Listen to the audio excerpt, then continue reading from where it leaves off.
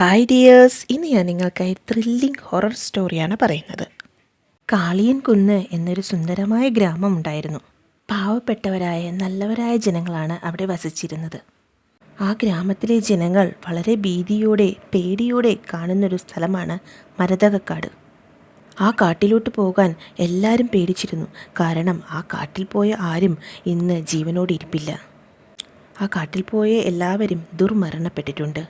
ആ കാട്ടിനുള്ളിൽ ദുർമന്ത്രവാദങ്ങളും ആഭിചാരക്രിയകളും നരബലിയും നടക്കുന്നുണ്ട് എന്നാണ് കേൾക്കുന്നത്.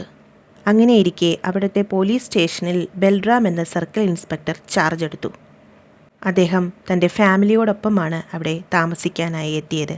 തൻ്റെ അമ്മ, ഭാര്യ, തൻ്റെ 5 വയസ്സുള്ള മകൻ എന്നിവരായിരുന്നു കുടുംബം. അവിടെ ഒരു വാടക വീട്ടിൽ അദ്ദേഹം തൻ്റെ കുടുംബത്തോടൊപ്പം താമസം തുടങ്ങി. മരതകക്കാടിനെക്കുറിച്ച് ഒന്നും തന്നെ തൻ്റെ ഭാര്യയ്ക്കോ അമ്മയ്ക്കോ മകനോ അറിയില്ലായിരുന്നു, ആ സ്റ്റേഷനിലെ കോൺസ്റ്റബിളിൻ്റെ ഭാര്യ പറയുന്നതുവരെ. അങ്ങനെയിരിക്കെ ഒരു ദിവസം ആ സത്യം അവരറിഞ്ഞു. പക്ഷേ ബൽറാം ഓരോന്ന് പറഞ്ഞ് ഭാര്യയെയും കുടുംബത്തെയും സമാധാനപ്പെടുത്തി. അങ്ങനെയിരിക്കെ ഒരു നാൾ അമ്പലത്തിൽ ഉത്സവം വന്നെത്തി. അതൊരു വലിയ ആഘോഷമാണ്. 5 നാൾ നീണ്ടു നിൽക്കുന്ന ആഘോഷം. ഉത്സവവുമായി ബന്ധപ്പെട്ട് വിവിധ കലാപരിപാടികൾക്ക് പുറമെ കായിക മത്സരങ്ങളും നടക്കുന്നുണ്ട്. കബഡി മത്സരമാണ് പ്രധാനമായും നടക്കുന്നത്.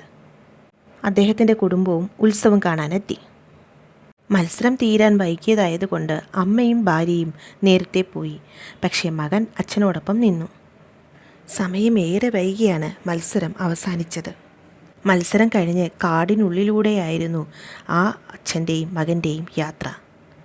കോൺസ്റ്റബിൾ ഈ സമയത്ത് കുഞ്ഞുമായി ആ കാട്ടിൽ കൂടെ പോകരുത് എന്ന് പറഞ്ഞിട്ടും കേൾക്കാതെ ബൽറാം ആ കാട്ടിൽ കൂടി തന്നെ മകനുമായി യാത്ര തുടർന്നു. ഏത് മാന്ത്രികനോ ആത്മാവോ വന്നാലും തൻ്റെ കയ്യിൽ പന്തമുണ്ടല്ലോ, അത് കണ്ട് പേടിച്ച് അത് ഓടിക്കോളും എന്ന് അദ്ദേഹം കരുതി. സമയം അർദ്ധരാത്രിയോടടുക്കുന്നു. ഇരുട്ട് തളം കെട്ടിയ വഴികളിലൂടെ അവർ വീട്ടിലേക്ക് യാത്ര തുടർന്നു. ബൽറാമിൻ്റെ ഉള്ളിൽ ചെറിയ പേടിയുണ്ടെങ്കിലും അയാൾ ധൈര്യം കൈവിടാതെ തൻ്റെ മകൻ്റെ കയ്യിൽ പിടിച്ച് മുന്നോട്ട് നീങ്ങി. പെട്ടെന്ന് വന്ന കാറ്റ് തൻ്റെ കയ്യിൽ കരുതിയ പന്തത്തിൻ്റെ തീ അണച്ചു. കൂരിരുട്ട്, ഒരു തരി പോലും വെളിച്ചമില്ല. രണ്ടും കൽപ്പിച്ച് ബൽറാം ധൈര്യത്തോടു കൂടി തൻ്റെ മകനുമായി യാത്ര തുടർന്നു. അങ്ങനെ നടന്ന് അവർ കാടിൻ്റെ നടുവിൽ എത്തിച്ചേർന്നു. കാടിന് നടുക്ക് ഒരു മണ്ഡപം അദ്ദേഹം ശ്രദ്ധിച്ചു. മണ്ഡപത്തിലേക്ക് കയറാൻ അദ്ദേഹം തൻ്റെ മകനുമായി ശ്രമിച്ചു. പക്ഷെ പെട്ടെന്ന് തൻ്റെ ദേഹം അസ്വസ്ഥമാവുന്നതായി അനുഭവപ്പെട്ടു. ബൽറാമിൻ്റെ വായിൽ നിന്നും ചോര ഒലിക്കാൻ തുടങ്ങി. ചോര തുപ്പി അയാൾ ഇല പൊഴിഞ്ഞ വനവീതിയിൽ ഇലകൾക്ക് മീതെ മരിച്ചു വീണു. ഈ സമയം ആ ബാലൻ്റെ ഉള്ളിൽ ഏതോ ശക്തി പ്രവേശിച്ചതുപോലെ അവന് തോന്നി. അവൻ പതുക്കെ അവൻ്റെ ചുണ്ടുകൾ അനക്കാൻ തുടങ്ങി.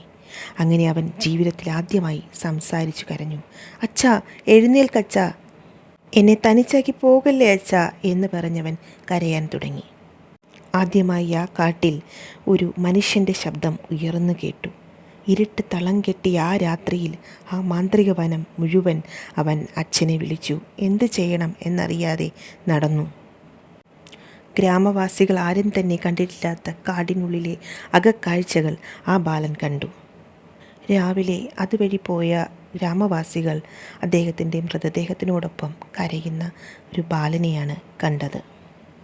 എന്നാൽ ഈ സമയത്ത് നാട്ടുകാരെ അതിശയിപ്പിക്കുന്നത് ആ ബാലനെയാണ്. കാരണം എല്ലാവരുടെയും സംസാര വിഷയം അവനിലായിരുന്നു.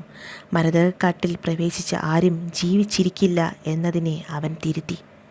അതുമാത്രമല്ല, അവനിൽ അവർ അത്ഭുതപ്പെടാനുള്ള കാരണം, ഇത്രയും നാളായും സംസാരിക്കാത്ത അവൻ സംസാരിച്ചു. സാധാരണ പുതുതായി സംസാരശേഷി കിട്ടുന്നവരെ പോലെയല്ല ആ ബാലൻ സംസാരിച്ചത്. അവൻ സാധാരണ ആളുകൾ സംസാരിക്കുന്നത് പോലെയാണ് സംസാരിച്ചത്. ഇത് ഗ്രാമവാസികളിൽ അത്ഭുതവും ദുരൂഹതയും നിറച്ചു. ചിലർ പറയുകയുണ്ടായി, മരതകക്കാട്ടിലെ അദൃശ്യനായ മാന്ത്രികൻ ആ ബാലൻ്റെ ഉള്ളിലുണ്ടെന്ന്. അതാണ് അവൻ സംസാരിക്കാനുള്ള കാരണമായും അവർ പറയുന്നത്.